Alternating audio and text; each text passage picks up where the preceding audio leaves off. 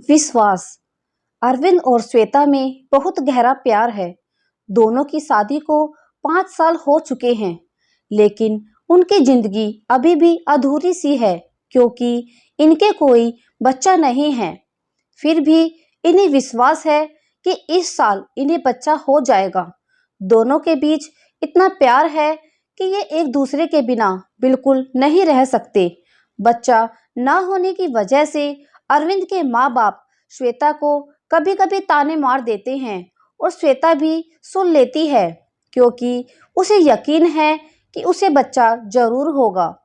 यही समय बीतता गया और एक दिन जब अरविंद ऑफिस से घर आ रहा था तो उसने श्वेता को बाजार में किसी दूसरे मर्द के साथ देखा। श्वेता और वो व्यक्ति बहुत खुश लग रहे थे और ऐसा लग रहा था कि वे दोनों एक दूसरे को काफी वक्त से जानते हैं।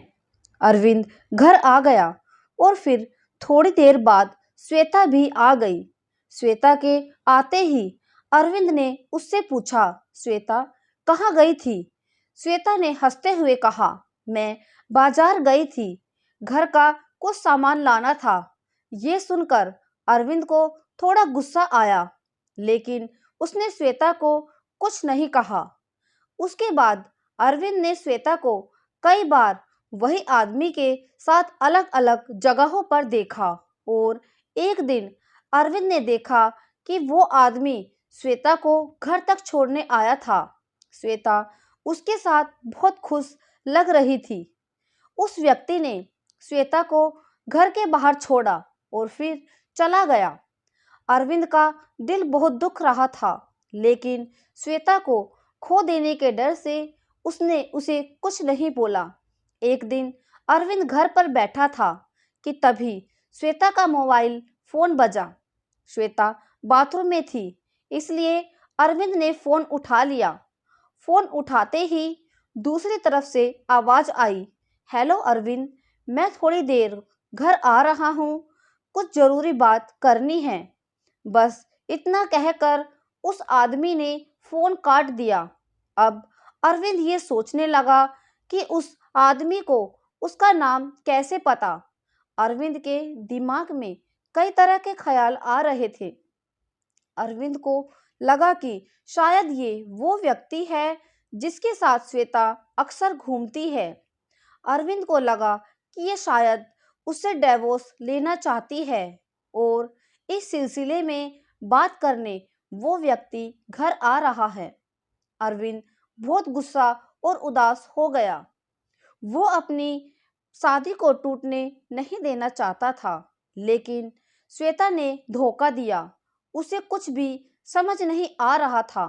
अरविंद जैसे अपनी पत्नी को खोने के डर से घबरा गया था और जमीन पर गिर गया।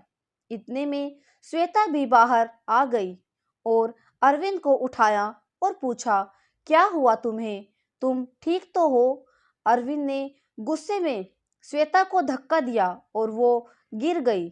उसका सिर पास पड़े एक टेबल पर लगा। श्वेता कोई हरकत नहीं कर रही थी।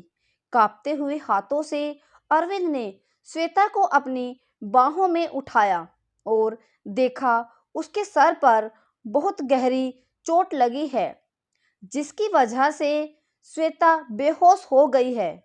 तभी अरविंद की नज़र श्वेता के हाथों में पकड़े हुए एक एनवलप पर गई। उसने एनवलप खोला तो उसमें लिखा था, डियर अरविंद, मैं तुम्हें कई दिनों से बताना चाहती थी, लेकिन सोचा कि तुम्हें सरप्राइज दूं। मैं पिछले कुछ दिनों से अपने इलाज के लिए एक डॉक्टर के पास गई थी और वो डॉक्टर मेरा वही कज़न था जो बचपन में फौरन चला गया था। उसने मेरा ट्रीटमेंट शुरू किया था और अब मैं 2 महीने प्रेग्नेंट हूँ। आज मैंने अपने उस कजिन को खाने पर बुलाया है। तुम उससे मिलकर बहुत खुश होंगे। तभी दरवाजे की घंटी बजती है और अरविंद दौड़कर दरवाजा खोलता है। दरवाजे पर श्वेता का वही कजन खड़ा था और वो कहता है, अरविंद, मैं नीरज हूँ। श्वेता का भाई, कैसे हो तुम? तभी नीरज की नजर श्वेता पर पड़ती है, जो खून से सनी हुई जमीन पर पड़ी थी। नीरज फौरन श्वेता को हॉस्पिटल ले जाता है और वहां श्वेता कोमा में चली जाती है। श्वेता अपने बच्चे को खो देती है। अरविंद अपना सिर पकड़े श्वेता के पैरों पर बैठा उससे माफी मांगना चाहता था, लेकिन श्वेता अभी भी कोमा में थी। एक छोटी सी गलतफहमी ने अरविंद और श्वेता के रिश्ते में भूचाल ला दिया। तो दोस्तों, यह कहानी आपको कैसी लगी कमेंट में जरूर बताएं। वीडियो को लाइक करें, शेयर करें और हमारे चैनल को सब्सक्राइब करें। Thank you.